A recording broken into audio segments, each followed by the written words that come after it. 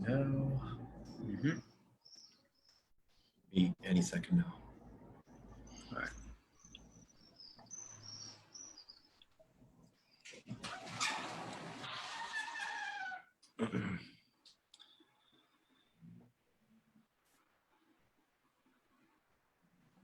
Okay. All right, we're live. Perfect. All right. Brilliant. All right, so hello, Mr. Awad. First of all, I'll just make a brief introduction about the show. So, welcome to the third episode of Imru Talks. This talk is something I've started recently, so that I can get very interesting and very motivated people on the show, and perhaps share the experience about their niche expertise, and perhaps shed a light on things that are going and are of interest to the Moroccan public and internationally. So this is the third episode. I'm very happy and pleased to receive Mr. Emam Awad. Am I saying that right? Yeah, Awad, but it's fine. Appreciate it, man. Appreciate being here. Okay. Well, I don't like butchering names, so right, no especially that my name gets butchered all the time. So don't worry, mate. We're on the same boat there, so butcher away, not a problem. Cool. Like I said, this is third episode, and I thought that this episode would be great to discuss with Mr. Emam on e-learning, as I will briefly introduce him. Mr. Emam is a researcher and academic, and is actually a senior academic and a researcher at SIST British Education. He's also been involved in an education startup called HOTS. Is that right? Yeah, HOTS for Education Investment. Yeah. Yeah, and then we'll get back to that very soon. And I believe that Emam is really like a lead expert slash educator out there. Therefore, his input and kind of his experience during COVID-19 teaching and being an academic would be very relevant. I think there's been a lot of talk recently about education e-learning, especially in these circumstances. So I thought you were the best person to speak about that. So that's kind of the big framework of this discussion for those joining us. My name is Imru again. I am a political analyst and specialize in public policy, and I'm interested in education, geopolitics, and public policy in general. So let's go ahead and start. Emam, again, thank you for being with us. Yeah, absolute pleasure. Just want to make sure that people that are already with us are actually hearing us well. So perhaps give me just a second to check. My name is Imru and I am a political analyst. So, Mr. Emam, could you please, let's go ahead and actually I want to start with how the idea of perhaps reaching out to you came about. And it came about as I saw you, you did a social media post about a thesis, was it? A thesis on education in coronavirus, right? Or could you please remind me the actual title of your thesis? Yeah, well, the title of the thesis is the Corona Commotion. Okay. Basically the idea is I was looking at students' perspectives regarding the online switchover, particularly in higher education. Because obviously, as you can see from the COVID-19, we've had to have a drastic change of the way that pedagogical change of the way that we're teaching children from face-to-face learning to pure online learning. And so what I decided to do is I decided to see, because the fundamental basis of most of my research that I've done for my postgraduate work is the idea that higher education has a significant problem as a global systematic sort of structure. And for me, I figured, well, maybe this switchover could reveal a few insights, maybe a few solutions, maybe a new way of understanding pedagogy and education in students that could alleviate these original problems that we've already had with higher education.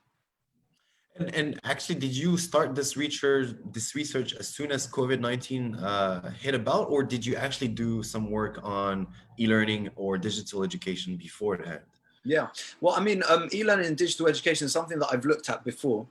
Okay. Especially that I was working with a lot of language people who run language centers and work in language centers as well. And they use e-learning a lot. So e-learning was definitely something that I was, it wasn't a subject of focus, but it was definitely sort of a peripheral subject in accordance with my personal passion, which was actually looking at how education is failing to serve the young as a means of truly educating them for being able to situate themselves within wider society and within obviously the economic evolution that is currently taking place. Yeah, so it went from this like very much, I'm not going to call it sideline, but let's say recent development into kind of a mainstream, like only tool we have to as educators or as learners. So how would you say, before we get into the details about your research, but tell us how did that transition kind of came about? You know, how did you as a professor kind of like, did you feel ready actually? Or not? Did your students feel ready or not? That's Well, I mean, I'll be honest with you, it hit us like a ton of bricks because at the time that there was probably I think the guy, I can't remember his name, the guy who came up with the idea of holacracy, or the structure of holacracy, which is basically it's a new sort of idea of how organizations run without any hierarchy. He compared his idea of his structure. He compared it with when you're in an aeroplane, right? And everything's working and the plane is flying, but then there's this one little signal and it's a little orange light that's going off. And because it's so small and nobody knows what it's for, everybody ignores it, right?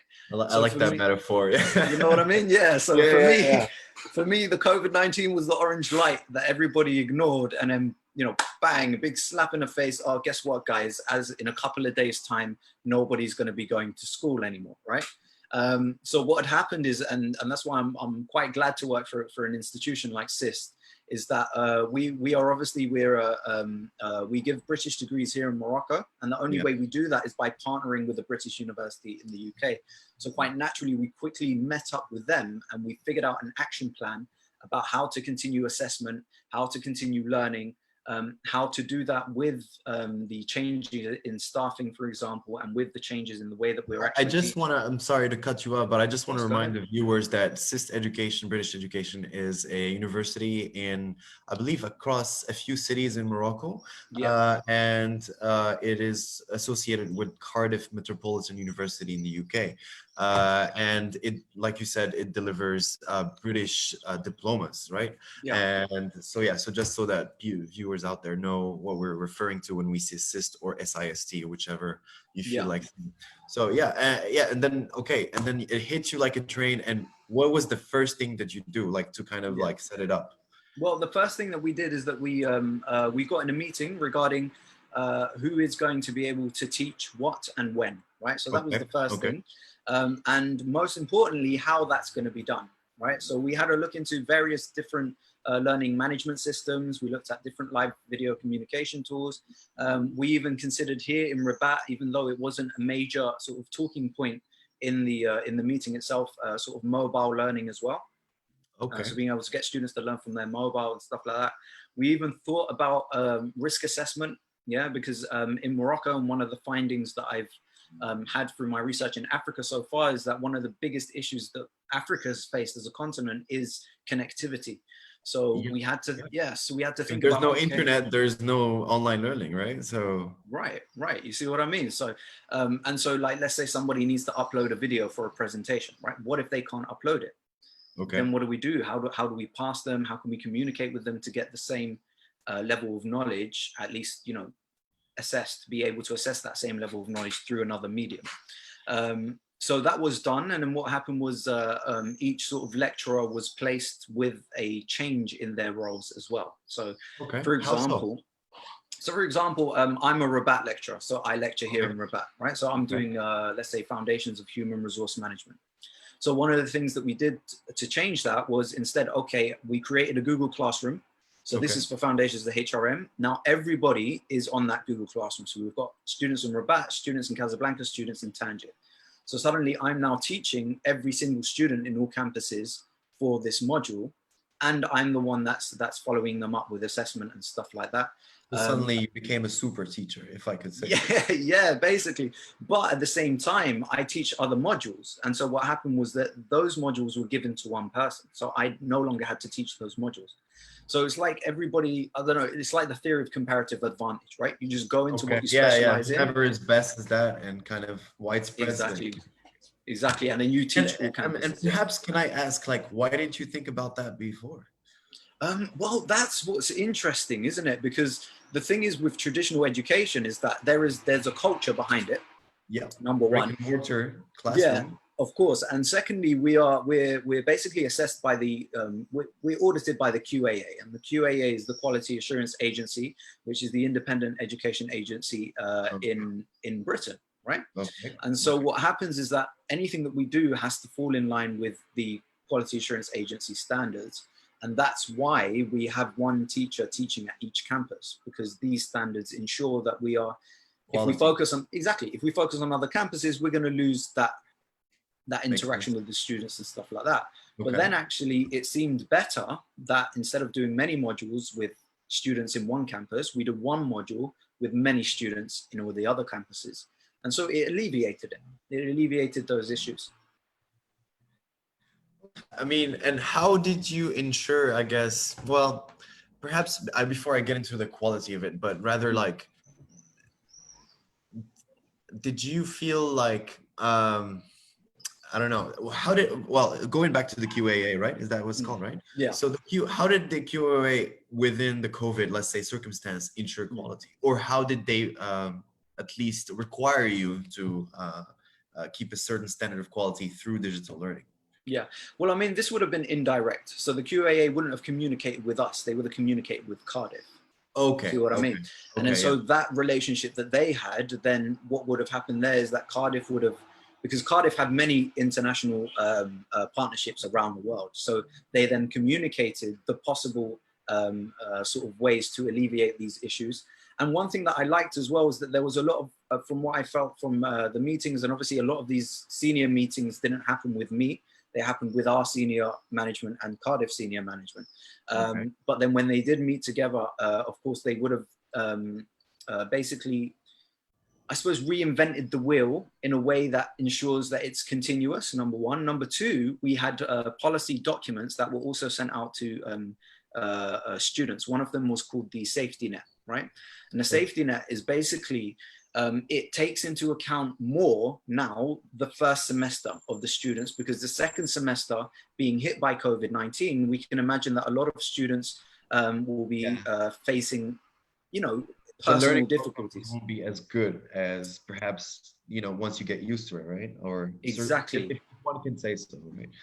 Exactly. And that's the thing with the British organizations, there's no such thing as, there is COVID-19, I'm going to give them a few extra marks because there's COVID. No, we receive a document, we mark according to a marking criteria, and you get that grade. It doesn't matter what's happening in the world, you see. So the only way to have actually helped the students is to create a policy that doesn't change that, all right? That doesn't change marking to turn marking into something subjective, but actually changes it in a way in which when we assess the overall performance of the student, then we assess it in light of COVID-19.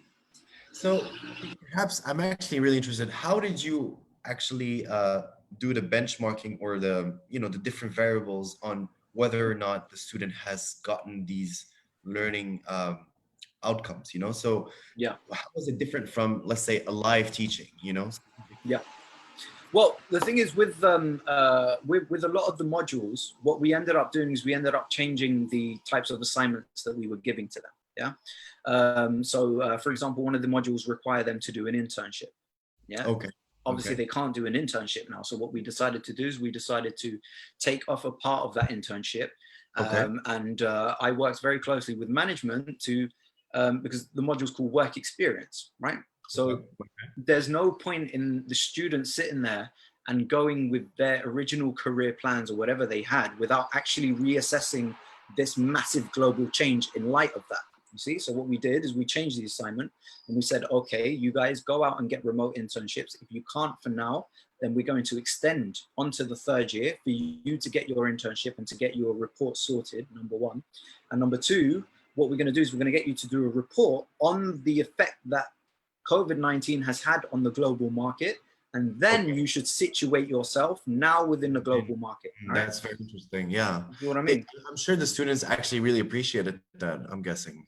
Yeah, well, I mean, a couple of students, they, because students, obviously, humans quite naturally are quite insusceptible to change, right? Yes. So what's funny is a couple of students actually came in today and they asked me, sir, why did you guys change that part of the assignment?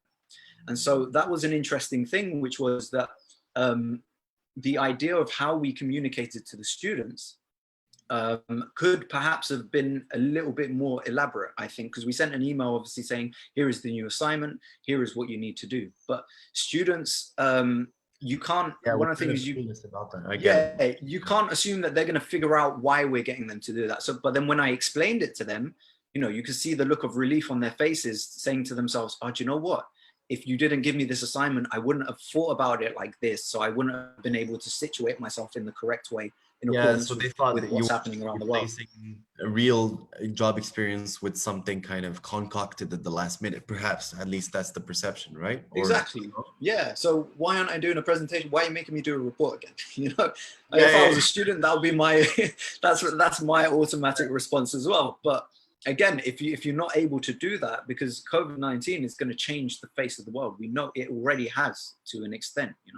We've seen the markets that have won. We've seen the markets that have lost. We've seen the changes in the way that businesses, private and public, and education sector and service and goods are all changing the way that they're dealing with their operations. And so if I'm going to do right by my students, the only way I'm going to get them to really be able to have good work experience and a good reflection on their career path is first to understand truly the impact of the situation and what they can do about it for themselves. And did you kind of get like a feedback from the students regarding what they should be taught now, given the situation, perhaps? Yeah, well, I mean, we always talk with the students in order to get feedback from them. And it's interesting because in a way, the online switchover has given them more of a voice, which is something that I found, because on the Google Classroom, what we do is we have forums, right? And I always encourage my students, listen, if you guys have got anything to ask, anything to say, put it online and we can discuss it in the forum. And unfortunately, face to face, not many students are quite confident in saying what they want to say. You know what I mean? Maybe because of, social issues, maybe they're shy, for example, maybe they're worried about how they look in front of other students. Maybe that's just not their personality to speak. I don't know. A lot of things were, you know what I mean? They were alleviated with this online presence. And so, for example, with the MBA students, a lot of the MBA, as you know, the MBA, you can do any bachelor's degree. And then you can go on and do your MBA as long as, obviously you're working and stuff like that. Because it's more of a practical degree. And they turned around and they said, well, look, listen, we want an introduction to business course. Yeah. And for us now, it's very easy to do it. You know what I mean? It costs no resources. I'm the one running it. So I only have to take out like an hour of my week, which is absolutely fine because I love doing this. And then suddenly now we've able to tailor very quickly the operations that we're doing and extracurricular activities to serve the students in a way that might not have happened before the online switchover. So, well, actually, which brings me to kind of like my next question. And what do you see as both the opportunities that came about with this e-learning kind of very quick transition and also the obstacles, through your experience? So right away, what did you feel were sort of the kind of drawbacks of teaching online? And secondly, what did you see as actually a positive thing? Yeah, well, I mean, well, if I'm going to go into the, let's start with the bad news first, right? I always go with the bad news first, yeah? I mean, so it's been bad for a couple months, so might as well carry on. Go ahead. Yeah. So the drawbacks is that there seems to be, especially for my research, which I've got here, so I can actually, jump into the numbers and at least go to the conclusions here. And it was about, let's have a look. So it was about 80% of the students. And by the way, I did my research in CIS British Education and in ISCAO Casablanca, which is the business school in Casablanca. Because well, I went and I joined them in a public, they have a great debaters club over there in ISCAO. And so through there, I met a few people and, they were kind enough to allow me to do research with their students. And so what I found from my research is about 80% of students, or no, it was actually 80 to 90% of students believe that online teaching should be kept as complementary to face-to-face teaching, right? And a lot of them they cited the issues that were first and foremost social. So the fact that they're in a classroom, the fact that they Okay, we had a little. can discuss with their friends. Sorry, Imam, but we lost you there for a quick second. So you said that you students wanted the social aspect of being in the classroom, and yeah, it cut off right after. So what about that? Right. Well, I mean, that for them was something. You can hear me now, right? I can hear it perfectly. Yeah. All right, perfect. So that was something that was it was very important to them, which was the experience of education. Yeah. So John Dewey, for example, he was a great philosopher and thinker in education, and he's the one that really pushed. I think it was about 80 years ago, the idea of experiential learning theory or active learning, which is the idea of learning as you are experiencing. Exactly. And the experience of being with colleagues was extremely important to them. That was one side. The other side they felt is that speaking through video or speaking online live, for example, gave a lot of impetus for or disengagement. Yeah. So for example, yeah, you've seen them on Instagram, right? So somebody would draw, for example, refreshing, and they stick it on their camera, and then the teacher thinks they're refreshing the whole time. If they turn the audio off, what am I supposed to do? You know, I can't call their house and see what they're doing. So there was this issue with disengagement. And actually in Morocco, the Ministry of Higher Education opened an online platform. I think it was on the 16th of March for all students. TIC, if I'm not wrong. Yes, exactly. And I think it was just over 700,000 students had accessed it on the first day, on the 16th of March. But researchers in Morocco have currently shown that since then, students have spent a total of 9 minutes on this learning management platform, which is next to nothing. Right? Yeah, on average, 9 minutes between the students.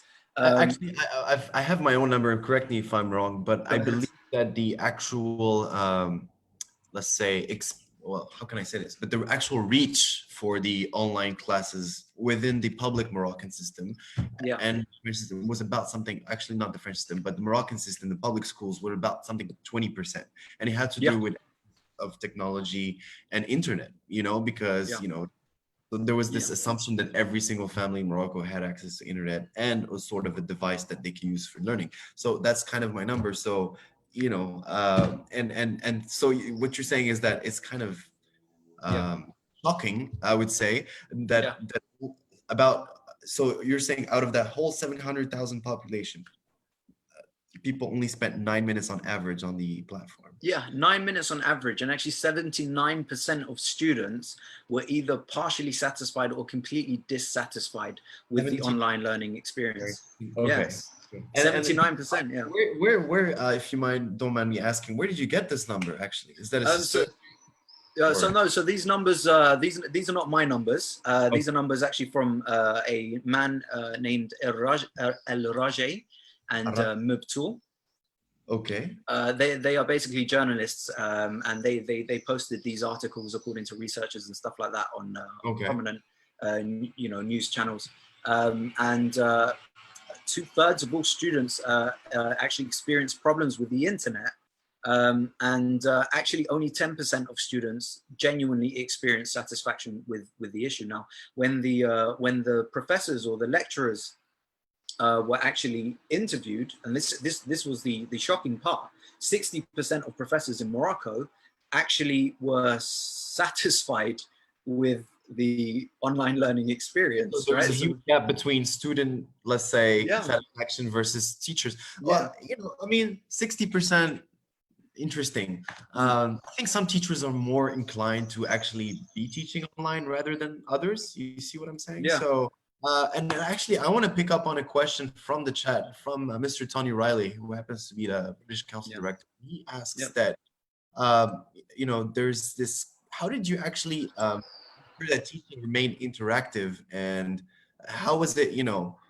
how did you make it kind of more about student-centered rather than teacher-centered, if you did that at all, you know? So how did you know, it's hard because you had to, I mean, I've heard some experiences that I'll come back to later from teachers and students, but they seem to be like, it seems like there is this, for example, some students would use fake names to get in onto Zooms, and I didn't even ask you what tool did you use, but but they said that they would go in and put someone else's name in the classroom, and perhaps I'm just characterizing here, but insult the teacher or say something that's irrelevant, just so that to make that the kind of like silly things that students do in classrooms, but in an online format. So given these sort of like weird dynamics, and of course in your case it's higher education, but still, like, we would assume that students are a bit more mature in that sense, and it's not high school. So I can only imagine for primary, or not even primary, I would say like middle school / high school, how that would be even more of a difficulty. So how did you actually personally manage to keep people interacted and engaged with the content? Yeah, well, I mean, one of the first things that we did to alleviate those problems is that we actually created email accounts for all of the students, to make sure that when they're accessing the Google Classrooms, they're accessing from student emails, not even the Cardiff emails that they have, because obviously they're registered as British students. So you made sure that they were the actual people that you wanted to be there. Okay. Yeah, you see what I mean. So that ensured that the students that were joining were actual students that we'd created emails for ourselves, and we could verify it through that. When it comes to the way that we teach, again, is especially if I'm going to speak for myself and the way that I've taught, because as you can imagine, we're yet to review the whole process and to see how truly effective it was. But for me personally, what we did is we recorded lectures, right? So we record a lecture for about half an hour to about 45 minutes, a 2-hour lecture, right? And so the interaction that would normally happen, we would completely take that out of the video. Yeah, so we have a lecture and we go through the lecture and we cover the points in the video. So then what we would do. Catch that. What do you mean? What did you keep outside of the video? I'm not sure. I'll tell you. All right. So what we did was we then did the live sessions, right? And the live sessions were not lectures; they were Q&As, right? So what we would do is that I would encourage my student. I'd say to them, "Look, listen, guys, right? All you need to do is you watch the video, right? Anything that doesn't get into your head, anything that sounds extra interesting, anything at all, right? Just write it down, and then when you come to the live session, then we can have a talk about it, right?" Okay. And so what would happen is when they'd come to the live session, and I don't know, let's say I've got about 40 to 50 students in the live session. What would happen is I would first and foremost focus on what is the most interesting for the student. Now, of course, the most interesting aspect for any student is their assignments. Why? Because that's what's going to get them the grade. Let's face it, that is, even though I don't believe this is how education should be viewed, and I've got research about that as well, but that is how education is viewed, right? It is viewed in order to get good grades, and then when you get good grades, you get your degree, and that will help you with your career, right? So the first thing I would always do is I would say, okay, so the first half an hour that I'm going to spend of my session, that half an hour, what I'm going to do is I'm going to allow you guys to ask me any questions about assignments. Yeah, any questions about assignments, any questions about exams, any questions about the content as it relates to your assignments. Okay. Quite naturally, engagement just went off like that straight away. Yeah.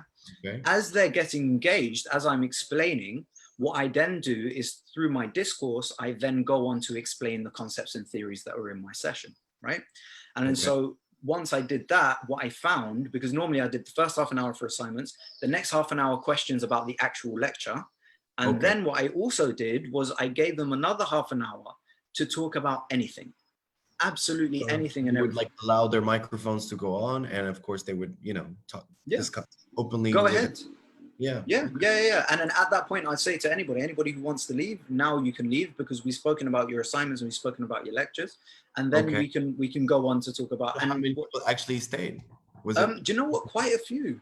Quite a few people stayed because they had questions about other assignments, and more so, they had questions about how they can tackle their assignments in a way that will be effective. Like an after class, right after class, but an online platform, right? Exactly. So, let's call it an after party, right?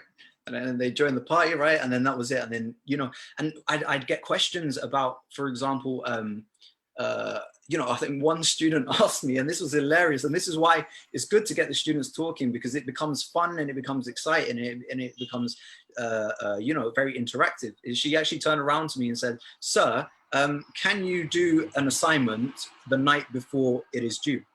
Right? And then I replied, and the problem with me is I'm a fully honest person. Like I just say it as it is. So I replied and I said, you know what, if you want the actual truth, yeah, you can do it after one night. And she wrote back and she was like, alhamdulillah, right?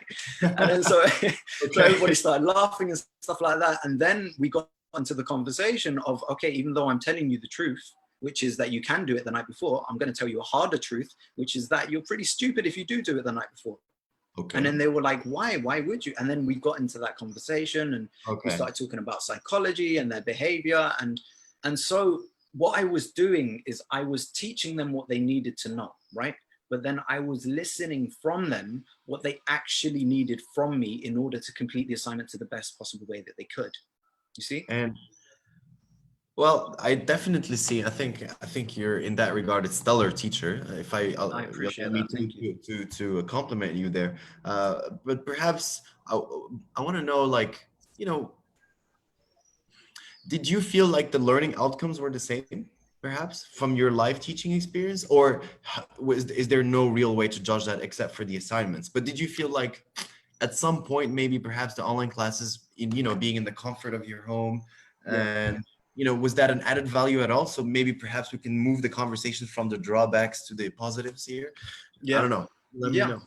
Well, I mean, so going on to the positives, one of the positives that I found was that, again, students tend to be more open when it's online, right? And it was like, so for example, with my qualitative research, I think I found about 5 students who actually cited that they loved online education because normally they're shy when it comes to face-to-face learning. You see what I mean? And I don't know what it is. And even then it was like, for me, it wasn't a major change. I wouldn't say it was a major change. Why? Because I still did what I always do, right? So if I'm going through concepts, I would ask a question, which will get them to think, and I would choose a person, and by God, if you don't open your audio and you answer me, I'm coming down on you like a ton of bricks, right? So it was like the interaction is still there. You've got to, again, it's experiential learning, isn't it? You've got to give them the experience that they are in the lecture. So you've got to address them by name, get their audio up. And another thing that I feel that lectures don't do that much is that when a student gives you an answer, you have got to appraise their answer. You've got to focus on their answer and see what they're saying, why they're saying it, and understand it from them. Because what that does is that gives them, what can I say? It gives them some sort of dignity. You know what I mean? That's something I always say to my students. At the end of the day, listen, you're students, but I'm a student as well, right? You call me the teacher, but you guys are teachers as well. So when you're telling me your answer, you're teaching me as well the way that you see it. And that comes from a theory that was written by Vygotsky, and also by Paye about 70 years ago, which is the idea of constructivism, which moves away from the idea that teaching, like, your head is a bucket. It's a one-way thing. Yeah, exactly. And my lessons is water, and I'm just going to pour water into a bucket. No, my professor, he said to me one wonderful line. He said, "I teach, but do they learn?" Right? Yeah. And that's what social constructivism and even individual constructivism is that everybody constructs their own knowledge according to what you are teaching, right? So the only way really to get a student involved is to allow them to explicitly experience that construction through their answers that they're given to you. So would you say that the students were more, like, I mean, you've said it before, they're more open perhaps online. That's kind of one of the positives. And again, how would you explain that? Like, is it only social awkwardness, or I don't know, introverts that are maybe happier to speak to a camera, or perhaps not having your video on? And I don't know, I just, from a psychology point of view, what do you think happened? Well, I think it's definitely got to do with maybe, I mean, if we're going to jump into psychology, maybe it's something to do with the ego or the super ego, right? Which we know, for example, that facial expressions play a hell of a lot of a role and effect on how you not only perceive other people's sort of cognitive functions and what they're thinking, but actually how you perceive yourself. You see what I mean? Yeah. So when you've gotten rid of your face, right, people are only going to judge you on your voice. And I think that's something that happens subconsciously. You see what I mean? And so quite naturally, you're sitting there and you know that what you say is only going to be said. Nobody's going to look at you weird, right? Nobody's going to look at you. So you've got no fear of anybody turning around and looking at you weird. Or you've got, even if the teacher turns around and says, "What do you mean by that?" You know, the teacher isn't going to. Would you say it's more content driven at that point, given that aspect? Definitely, yeah. I'd say it's definitely more content driven and more language driven as well. Okay. You know what I mean? It's more. So, okay, I got, so did you teach any English classes during this time? Just curious. So that perhaps I'll be honest with you, right? I am English by birth. And so that therefore, unless I have studied English, it means I am the worst person to teach English language. Yeah. Because obviously, you know what I mean? What I was trying to get to is that, like, Yeah. did you feel like your students that previously were sort of shy to speak? Yeah. Or perhaps, I'm not talking about the outspoken, good verbal. I'm talking about those ones, that sit in the back and do not want to engage, perhaps because they feel judged. Yeah. And do you feel like online or e-learning helped them participate more, or not at all? Well, actually, that's one of the flip sides, which I was going to come on to, is that we had the issue of students not showing up. That is also one of the biggest downfalls.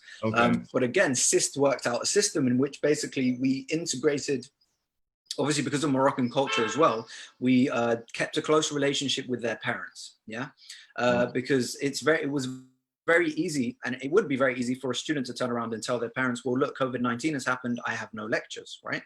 So again, we came down hard on the audit at the beginning, right? We were like, okay, who's showing up, who's not showing up? Let's call the parents. And again, out in a respectful way, because they are young adults, right? So we call the parents, and what we do, because they're fee payers, obviously, call the parents and we say to them, listen, just to let you know, we are having weekly lectures at this particular time. And then we noticed that these students were getting involved. So again, it comes from an issue of disengagement, the same issue that Morocco was seeing on a national level as well, spending 9 minutes online. Do you really think that students as parents think that they're spending 9 minutes online? Of course not. They think that they're studying all day in their rooms. And there you go. That is another major drawback to the issue.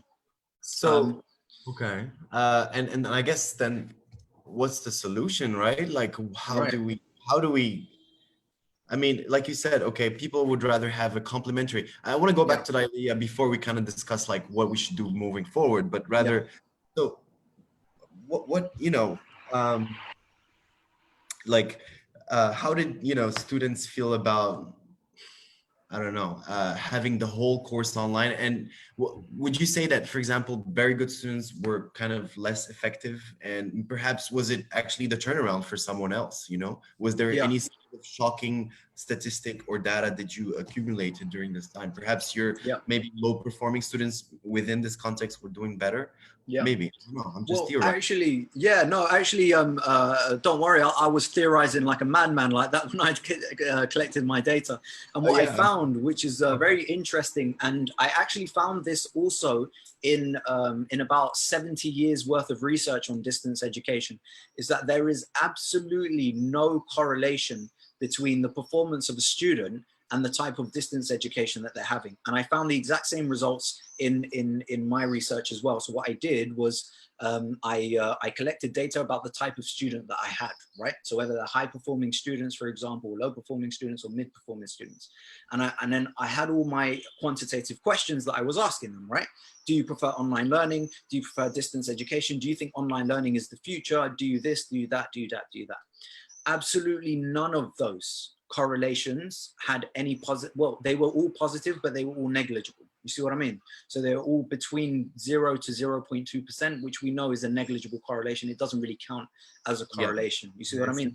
So that for me was interesting. And then I even analyzed the qualitative aspects. And again, some of the really good students were saying that online education was brilliant. Why? Maybe because, again, that's why my research, I think the bread and butter of my research, the best thing that I managed to find out was simply that more research needs to be done. You see what I mean? Yeah, exactly. I mean, and that's a very good conclusion. It's true because I mean, when I look at online teaching before COVID-19, basically there were a few platforms out there, EDX, Coursera, which were kind of like relatively new to begin with. And then of course there's the Khan Academy, which kind of was, was like a tutorship through videos and everything. And honestly, I will just speak about myself. I enrolled in a few courses online and I never managed to attend more than 2 classes, So Right. I have no doubt that I think, attending as a high school student or a university student, as a freshman or so must have been like superbly difficult unless, they were kind of, like you said, well, incentivized, no, but perhaps obliged to do it. And did you, and in that regard, did you actually use any sort of incentive to get people attending? And what worked, what didn't work? An incentive to get them to join online classes. Yeah, like was there any kind of, like, for example, let's say if you, I don't know, like did you still judge participation in class, perhaps, if that's the case, or did you, for example, give out extra points for any type of research done, or and just kind of like techniques to get people engaged? So I'm just curious, what did you use there? Yeah, well, I mean, I think what was great about the variety of teaching that SIST had was that there was a lot of different pedagogical techniques. So, for example, we had a teacher who was using a scaffolding technique, and a scaffolding technique actually worked really well for student integration between each other. So the scaffolding technique is basically, instead of giving them one assignment, right, which is write a 3,000 word report, every week we get them to write 300 words, which contributes towards their report. You see what I mean? I think that would work too, and getting them to work together as a group meant that not only were they online with us, they were online with their friends as well, right? So it became a part of the lifestyle, and that was one of the major issues that I found, and the opportunities that I found with distance education. So just to run through the sort of the main conclusions as to why it's assumed that face-to-face education is still, extremely important, is that firstly, Moroccan students and African countries in general, they do suffer from connectivity and access issues, especially in terms of regional disparities. So that was one major issue that made me understand that distance education as the be-all end-all for education in the future is just not going to work. I mean, look at Cambridge. Cambridge have gone completely distance education next year, but only in lectures, right? Because they understand that students still need to come in for the seminars. They still need that social interaction as a part of the experience of learning. I mean, going back, 3,000 years to Socrates, he used to walk with people, right? And everybody's heard of the way he used to teach when he was, remember, drowning that student in the water. You know that story, right? And then as the student just about breathed, and then he was like, why are you drowning me? And he said, well, if you seek knowledge as much as you seek or sought your breath underwater, that's where you're going to find wisdom. You see what I mean? So even from thousands of years ago, we know the experience of learning is so important. Human thing. Learning is pretty much human, I guess. Exactly.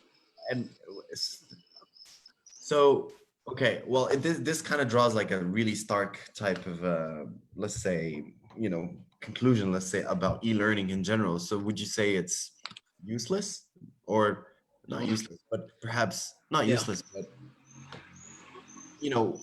is it not up to the standard? Like, is it only a good format for lectures and nothing else? And does, for example, also discussions, do they take place as actively as they do offline? I don't know. Well, I mean, again, that's the thing. That's why we need to do much more research on it, I believe, because for me to be able to tell, or to be able to sort of give a global or an absolute statement regarding whether distance education is something that could, I suppose, be either completely useless or be the future of education. Well, I join you there. I'm just kind of, I think it's okay to speak from your own, like, kind of point of view within a very small framework, even though it's not representative. But just kind of like your feel of it. Do you feel like it's perhaps just challenging, perhaps not good enough, or then we can see what we can do about it? Yeah. Well, I mean, I would personally, I feel, and I say I feel because it's not yet something that I think, because I want to do more research on it.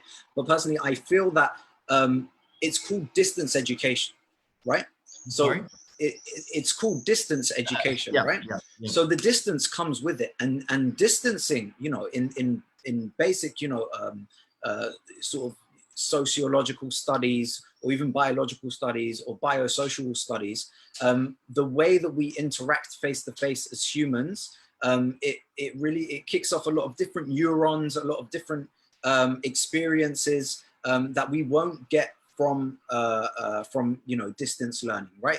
It's a bit like dating, right? Can you imagine dating somebody on video, right? And then dating somebody actually going somewhere and sitting down with Well, them on some a date. people pretend they've done it, so I don't. Yeah, I well, can't. they have done it. You see what I mean? But we know that there is a major difference. You see what I mean? And that difference is the social connection. The social connection. Okay, what if I push it a bit further? What if I Go ahead. say the future of online education is something like VR? Okay. Okay, go ahead. And I go ahead and say that, I'm sitting at home, I put on my VR set, and basically I have Dr. Imam in front of me, and he's teaching me, and I have my classmates actually right there represented in a three-dimensional way, right? Yeah. Would that would that be good enough, right? Given what you're saying? Yeah. Well, I think the answer to that is definitely it depends. You know what I mean? Okay. Because every single human being is unique, and this is the problem with personalized learning, is that in order to create an institution, we've got to standardize. So if we're going to standardize VR around the world, right? What if people start, because VR is only very recent, right? What if people start having, what if people start having... So is online learning and so is Zoom, right? So yeah, exactly. And so let's look at the idea of social intelligence, right?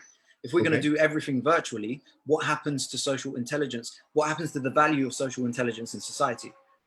Does it become valued as much as it was before? Do we actually lose social intelligence? Like right now, as we speak, we are each one in a single room, in the different places, right? But we're still managing to have, say, quote unquote, an intellectual conversation about education. So 100%. What if, if anything, of course, this is one of those opportunities that came about, is that I'm doing these live webinars and I'm able to speak to people, which would have been much more difficult to actually get them to speak to me, right? Yeah. So, like perhaps you're losing on the chemical aspect of social, social interaction, but you're not so much losing on the intellectual one, I feel. Right, exactly. And this is what I'm saying. That's why we're looking at the idea of social intelligence, because in terms of cognitive intelligence, it does seem to be working really well. You know what I mean? In terms of thinking and in terms of, I suppose, like we said, interacting through language from a sort of semantic perspective, then, okay, I'm completely with you on that. But then there's the idea of like you said, right? So you're sitting over there, I'm sitting over here, right? So imagine I wouldn't say imagine I am somebody. We are all people who read off of body language, right? And body language in and of itself is an entire set of language that adds... non-verbals is essential. Exactly. I can't see what your hands are doing. I can't see what your legs are doing. And what your hands and legs are doing could definitely give me more of an understanding of what you're saying. You see what I mean? So to what extent I think the question here is, to what extent is that important for today's society? That I can't answer. And I think we need to answer that in order for us to understand whether distance education truly is the path that we want to go down as human beings. And, we've had so much research about the issue of millennials, right? Getting, too sort of involved with technology. And if anything, a lot of people and a lot of papers have suggested that a form of devolution is actually happening, where we're not actually evolving as a species, but we are devolving from a particular sort of, look at Gardner's theories of multiple intelligences, right? One of his theories is in nature intelligence, right?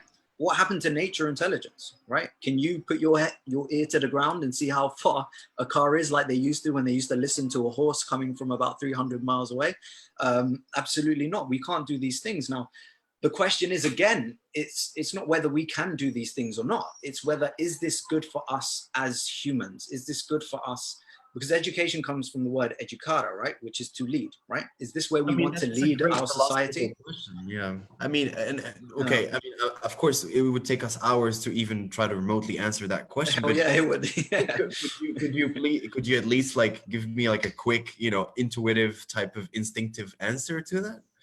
Instinctive answer. Well, for me personally, Yeah, 100%. Yeah, I agree, because I've read too many articles so far which are beginning to point to the fact, and someone literally said it like this. They said COVID-19 is not going to be the biggest pandemic of our time. The biggest pandemic of our time is going to be a pandemic of depression and anxiety, right? And if we have yeah, a, we're if we, definitely there already. yeah, 100%. And if we have a look at the studies of depression and anxiety, one of the major issues that we have is distancing, that people distance themselves from others. They isolate themselves completely. And so if we're going to educate completely in a distanced manner, how are we going to alleviate those issues? How are we going to be able to cancel people without actually having that human interaction and being able to understand them on that level throughout the whole experience? And that actually leads me to one of my conclusions, is that, and I'll read it out word for word. Go ahead. Is that so I looked at it from two perspectives as well. I looked at it from a gender perspective, and of course the only genders that I could deal with was, according to my data, which was male and female. So I only had the bilateral gender. And I also looked at it from a public and a private institution perspective as well. Okay. Public being ISCO and private being the CIS British Education. Again, I found very slight differences. For example, most research, especially when it comes into social psychology, shows that there are slight differences between men and women, and one of them is agreeableness, right? And so in the answers that I got, a lot of the answers from female students were that they were quite agreeable with the questions that were being asked. So naturally for me, that fit with the corpus of research that we have about different genders. Again, another proof was that the men were actually quite violent in their answers. They were extremely disagreeable in their answers, and yet, even taking all these things into consideration, and this is what people need to understand about gender differences, is that the differences actually don't mean that we are different. We are exactly one and the same. And just because the types of answers were different, the general consensus, everybody agreed that embedded learning will enhance the experience of education as a phenomenon that integrates the whole student with the whole teaching experience. So in my opinion, if we just focus on distance education, we are cutting out a part of the whole. Yeah, but what's the added value at the end of the day of distance learning? Except, of course, then the obvious one whereas everybody can kind of learn from wherever they're at. So what's the actual added value?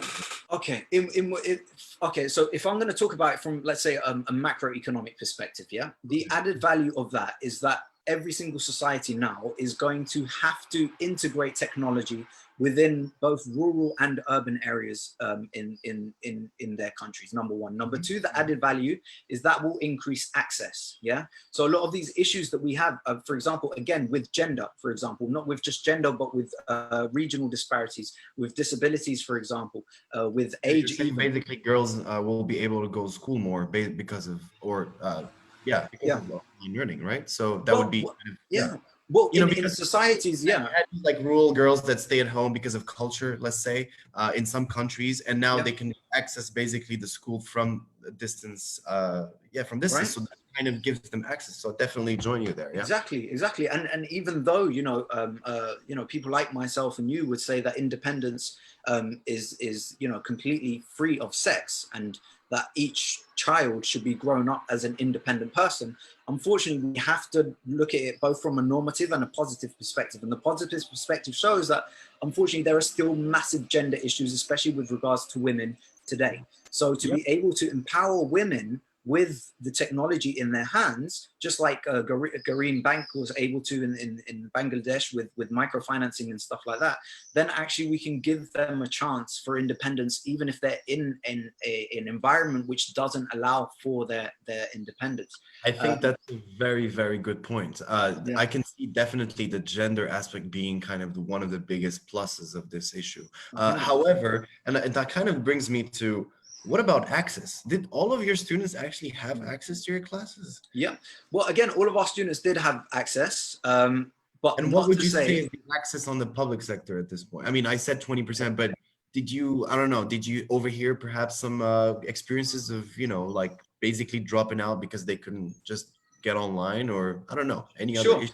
Well, I mean, the majorities, so the data here shows, at least from the primary research that I collected, is that 45% of students To the question, is it difficult for you to connect to the internet? 45.5% said no. And 41.4% said sometimes. And I noticed that myself, which is that they'll disappear from the classroom and then they'll reappear after like 2 minutes, right? And because probably it will freeze, a bit like what happened in the middle of our experience here. And again, to what extent is that happening, and to what effect is that having on the students' mentality? Because for me, when something freezes and I have to start again, I've already lost probably about 50% of my engagement. I have to get re-engaged again, right? Because it's frozen and stuff like that. So again, that requires more research, to not just to what extent are people having problems with connectivity, but to what extent is connectivity problems, if they are having some, affecting the way that they're learning and their engagement levels. And then we've got many questions that we can ask students regarding that as well. Okay, well, I guess that's a fair explanation, but perhaps, well, I was going to say to that, like maybe when everybody has optic fiber, nobody has that issue, but you know, we're not there yet. However, I wanted to kind of go about this point before we kind of wrap it up and perhaps go into solutions and whatnot. And I want to talk to you about, and you know, there's been going on, there's been kind of, how can I say it? A tug of war between parents in Morocco and institutions, you know, mostly, I would say mostly in the private sector, the public sector, we all know it's in shambles, and, you know, that accountability just isn't there, you know, and perhaps even the parents in some cases are not that careful about their children's education. So we can, even though it's a very unfortunate, it's another topic, we could spend hours on that. But I want to say, like, how has it been kind of dealing with parents' expectations? Well, I mean, again, what we did was we were proactive about it. We didn't wait for parents' expectations to come to us. We went out to them and we gave them the expectations. Would you say they were satisfied? Of course they were satisfied. Yeah, 100%. Because again, and I think that's, like you said, it's Morocco. What is I think it's 130th out of 166 or 170 countries in the world in terms of the education system. Am I correct? Actually, yes, you are correct. I was going to say in terms of HDI, we're like really low, but that's in terms of education, we're pretty much the best of the worst. So yes. Yeah, the best of the worst, right? So it was like 130th out of 177, right? So that is not information that's kept secret from Moroccan parents. So you have to, one thing I think we have to consider is the view that parents already have about the education system is that it's literally a system that is there to get their students a piece of paper, which, by the way, I think is a problem with education around the world. It's just some people or some education systems such as Finland and South Korea have managed to alleviate that better with their sort of systems that they're using.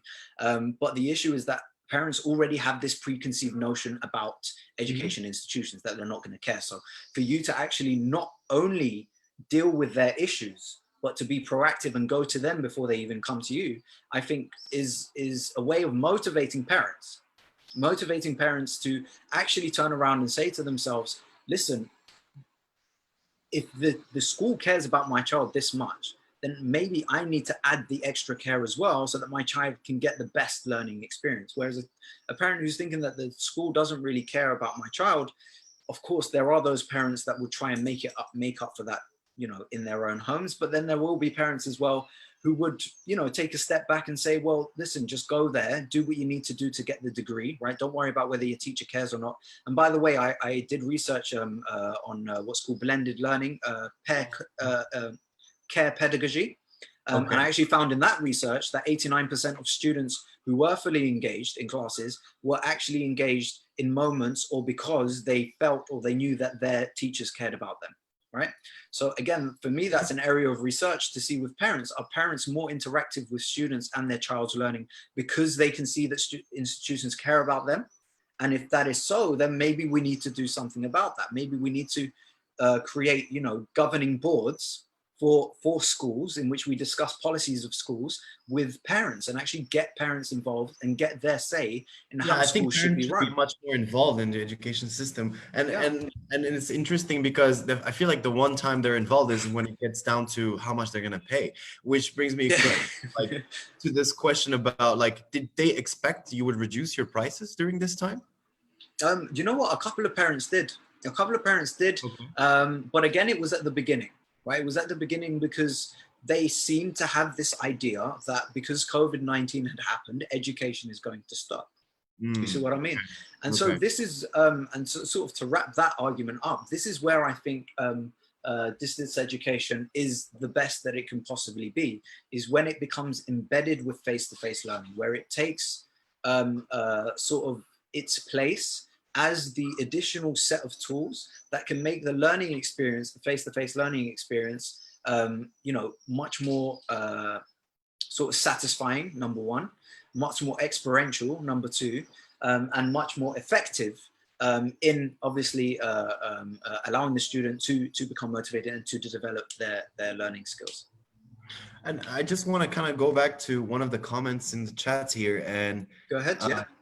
Someone said, I mean, this is Emam Awad. Perhaps it's someone that you know. That is my brother, actually. Yeah. Oh, cool. So he said something like, body language makes up 93% of all communication, 55% through body language, 38% through vocal tonality. Therefore, removing this from any form of communication can severely affect the message being portrayed. And he followed saying, we have 38% of vocal tonality through e-learning, including the 7% from the words spoken. That leaves 55% of the communication body language. So as e-learning can involve video facilities, some of this can be gained, however, not completely. Therefore, some of the message will still be lost through e-learning. And the degree of the message loss will be what determine how effective e-learning can be. I mean, this is a really well, you know, I couldn't have said it better, you know, and I guess that's amazing. That's a nice way of kind of like portraying. I love how he's actually super precise with the percentages there, kind of impressed. And so perhaps my question to you, Imam, is what do we do going forward? What's the what are the policies to put in place? I guess at the micro level, at the teacher level, and at the state level. If you could perhaps shed us some light on that. 100%. So first and foremost, I would like to say thank you to my brother, because I do look up to him, and especially in terms of a lot that I've learned about body language has actually come from the extensive reading that he's done on the matter and stuff like that as well. So again, so thank you as well for adding in order for us to sort of see, you know, clearly the issue with that. So moving forward, I would say me personally, again, all my research for me has always come down from this fundamental issue with the way that education has been produced for the masses, right? We've got books like Weapons of Mass Instruction by John Gatto, for example. Why You Should Ditch Education by Brian Kaplan, which was written in 2018. We've got many books that have basically turned around and said, listen, the education system, all it does is it prepares people who are able to conform, right? People who are able to conform, and like creativity. Exactly, the factory workers. There you go, right? And so I think if we don't address these issues, there's no point addressing the rest of the issues. You see what I mean? Unless distance education can do something about that. Yeah. So I think one thing that we need to do as a world, I think as a global and from a macroeconomic perspective as well, is to assess the epistemological standpoint of our education systems. When we are education people, what are we valuing as knowledge? And are we genuinely giving what is valued as knowledge to society at all levels, right? At all levels, right? Rather than having this, you know, again, it is the hierarchy of capitalism. And though I can see the benefits of capitalism myself, private ownership and being able to work for your own self and being able to, you know, accumulate on your own self, the social structures and stuff like that, these issues need to be addressed. And in countries in which these issues are addressed, especially in Finland, for example, their education system is absolutely brilliant. Now look at Finland's education system, right? How much homework do they do? Pretty much nothing, right? How many times do they go in a week? 3 hours, maybe 4 hours a week. Resources for that as well. You know, they have like these assistant teachers. They have like, you know, nobody kind of falls behind kind of type of education. Right, know? Exactly. And so it why reminds me of the George Bush's policy of no child left behind. It kind of wasn't that, but you know, they just absolutely not testing. I think there was a lot of people left behind because of that policy. However, I think Finland is a good case in point. I mean, you have the Singapore, Korea examples as well, but I mean, I think it's a matter of, for me personally, I'd see it as teachers training, especially that's the one thing we lack here. And the continuous learning, for example, in the case of Moroccan schools, a lot of the teachers not actually go online and know how to teach. Some were using WhatsApp, some never used the Zoom, some never used like online tools. Therefore, there was actually a training needed for teachers to begin with before they start teaching. So, and I'll let you carry on. So for you, that was the case, and perhaps from a macro level, what would you say is the way forward? Yeah, well, actually, there was research, just to add on to that, there was research that I can't remember what the percentage was, but a huge percentage of teachers were not actually trained on online teaching. Yeah. I mean, I'm guessing, like in the case of Morocco, I would say, I mean, this is an estimate and by no means a real statistic, but I would say 90% and beyond were never like actually in tune with online education. Right, exactly. And so this is why I always come back to that, because if we had the philosophy that the education was valued at the utmost in society, everything would fall in line with that. The government budgeting would fall in line with that philosophy.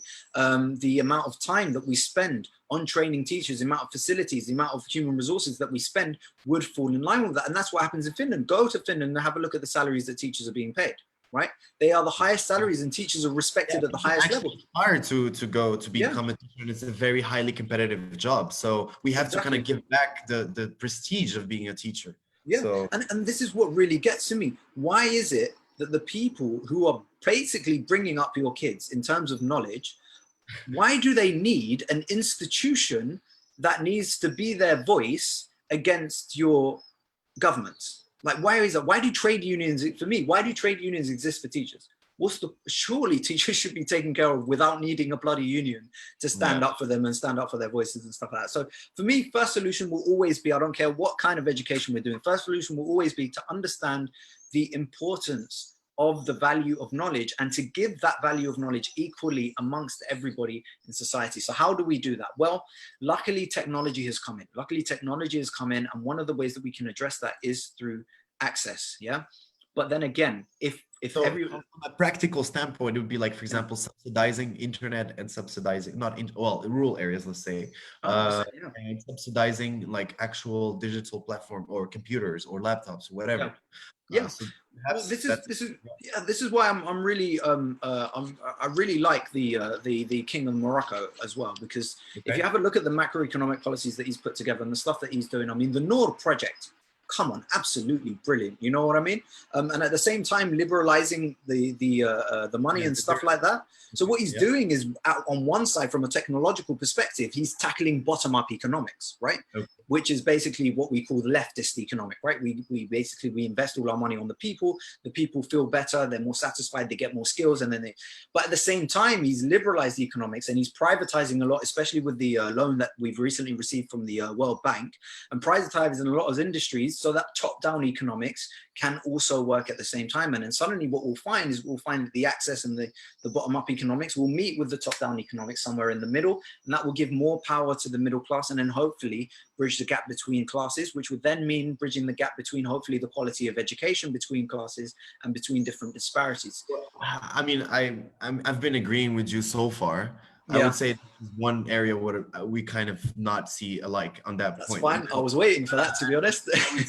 I would say that there's not enough investment in public education, which should be kind of the showcase of the true strengths of the country. So that's why I don't really join you there, because Morocco, if you have the means, you can get educated. If you don't, you're not. So I do believe that access and technology will help that, especially as you mentioned earlier with gender and disparities in that way. However, I do believe that we're really lacking on teachers training and certification and actually upholding the teacher status in society. And that's where, you know, it's lacking. And I don't see anything at this point happening towards that. So I think it's okay for an hour to be us disagreeing on one point. I think it's okay. Of course, 100%. But even then, I'll be honest with you, I don't feel like that disagrees with my point. And if anything, I completely agree with your point, because I feel that 100% teacher training and care for teachers, and especially, you know, those protests that were going on outside here in Rabat, the teacher protest, I think it was regarding, what was it? Regarding part-time, the contract issues and stuff like that. The contractor teachers, because they were not giving full status actually, and they were you know, kind of like temporary workers in a way, and they did not get benefits. And yeah, it's a whole political issue. Yeah, definitely. This is what I'm saying. Yeah. So for me, what that does is that I'm not neglecting these issues, but what I am saying is that I do see that perhaps in giving people more access, more power to knowledge themselves, they can develop themselves to be able to deal with these issues. Now, obviously, the be-all end-all of the way to correct it is to correct it from a policy standpoint. I completely agree with you on that. This is why kind of like I hold these talks to talk about the policy aspect. 100%. I completely agree. The policy is the way forward. That's the way to do it. But I live in the real world, mate. I'm going to be honest with you, right? And in the real world, unfortunately, sometimes the policies just don't change and they just stay as bad or as ineffective as they do for a very, very long time. So the way I see it is that we have to, as a society, we have to, again, take into consideration that that could happen, right? And look at the other ways that we can try and alleviate those issues as well. Now, of course, somebody could argue against me and say, well, in doing that, what we're basically doing is we're allowing for ineffectiveness to continue, which I completely agree with. Therefore, we should be much more active in changing policies. But at the same time, I don't think that that should neglect that, you know, if we're not able to change it from a policy perspective, we can change it at least from a socio-technical perspective, right?